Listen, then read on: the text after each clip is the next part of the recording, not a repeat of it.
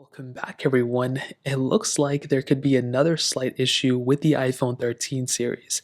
Now, I purchased every single one of these iPhone 13s, the 13 mini all the way to the 13 Pro Max. Now, this specific issue could affect any of these iPhones, which is pretty interesting. And what this specific issue is a panel gap issue. So, yesterday or the day before on the subreddit for Apple and I think iPhones, some users were actually stating that there were some gaps between the panels. So they kind of compared one iPhone 13 to another iPhone 13, and they saw that there was actually a little bit of a panel gap between the actual panel itself and the actual iPhone. So in this specific case, I have an iPhone 13 Pro Max. If I go ahead and zoom in, you can see that there actually is not any panel gap. Now, spoiler alert, there is not any panel gap on any of these iPhones that I have, which is good, but that doesn't mean that your iPhone may be good as well.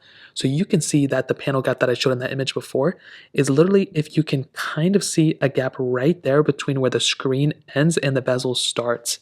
If there's a gap there and they say, quote unquote, that you can stick a piece of paper in there and then that works or whatever, if that is actually the case where you can probably stick a piece of paper in between this little tiny, bezel, you may have to go ahead and I would highly recommend you to actually return your iPhone. Now, my iPhone 13 Pro Max doesn't have it. My 13 Pro doesn't have it either based on what I can see. And then my standard iPhone 13 doesn't really have this issue either.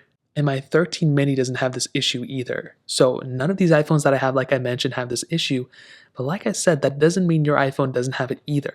So in this specific case, what I would recommend doing is checking out your iPhone, seeing if there is a gap between that panel and that actual bezel, and trying to see if you can initiate a return with Apple. Based on what I heard in all those comments, and I would recommend checking out that post, which I will leave a link down in the description if I remember, you want to go ahead and read through those comments too, and it seems like there's several people who have this specific issue. So you have to remember too that not every single person who has an iPhone 13 Pro or 13 is going to comment on this post, so you may have to go ahead and check your iPhone too.